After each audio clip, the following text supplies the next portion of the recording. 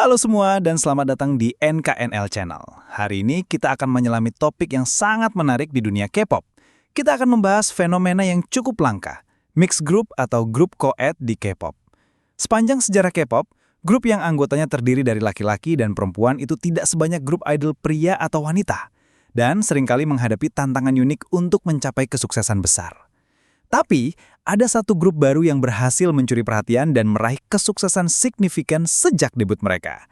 Siapa lagi kalau bukan All Day Project atau ADP? Pernah bertanya-tanya, kenapa sih grup K-pop co-ed itu jarang banget yang sukses besar?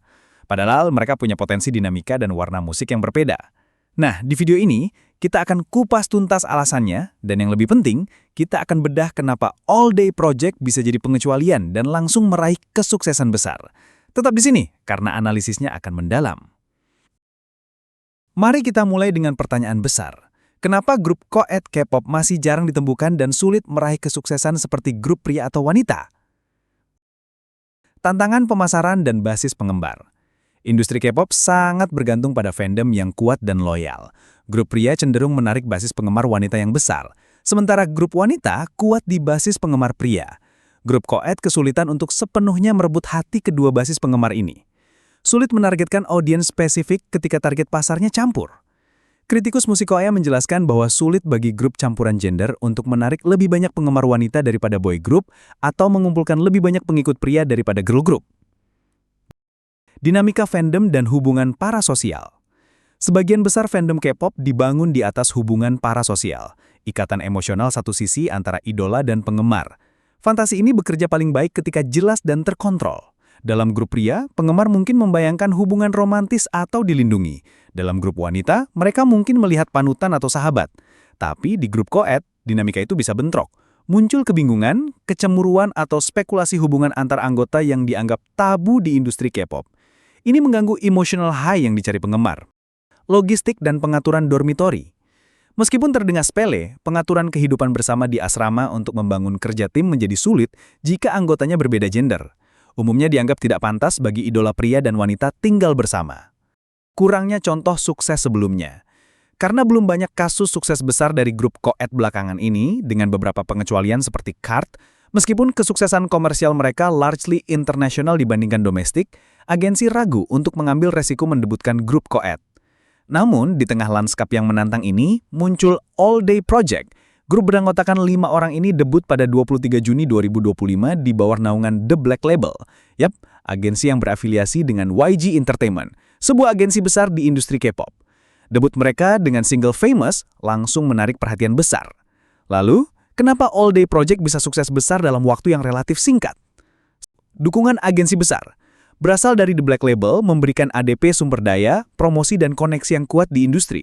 Ini adalah keuntungan signifikan dibandingkan grup co-ed dari agensi kecil atau independen. Anggota yang sudah dikenal. Keberhasilan All Day Project juga didukung oleh anggota-anggota yang sudah punya nama dan keahlian sebelum debut. Tarzan yang dikenal sebagai penari kontemporer bertalenta dan model, Bailey yang merupakan koreografer dan penari kelas dunia yang sering kontribusi untuk penciptaan koreografi grup-grup K-pop besar, serta Annie yang sudah punya pengalaman tampil di televisi sekaligus cucu dari Chaebol atau Kong Lo Korsel. Kombinasi talenta dan pengakuan awal dari ketiga anggota ini bersama yang lain membuat All Day Project langsung menarik perhatian besar sejak awal. Musik dan konsep yang berani dan berbeda. ADP secara sengaja menyatakan tidak akan mengikuti tren yang ada, melainkan menjadi tren baru itu sendiri. Single debut mereka Famous menampilkan bassline synthesizer yang kuat dan riff gitar dengan beat yang danceable. Mereka menawarkan sesuatu yang segar di tengah industri yang jenuh. Mereka sepertinya menargetkan pasar global yang mungkin lebih terbuka pada grup co-ed dan fokus pada musik yang menonjol di platform streaming dan potensi tur internasional. Pencapaian chart yang impresif. Famous berhasil meraih real-time all-kill di chart musik Korea tak lama setelah dirilis. Ini menunjukkan penerimaan publik yang kuat di Korea, yang mana sulit dicapai oleh banyak grup co-ed sebelumnya. ADP menjadi grup co-ed pertama dan grup generasi kelima tercepat untuk meraih RAK. Strategi pemasaran yang menargetkan audiens yang berbeda.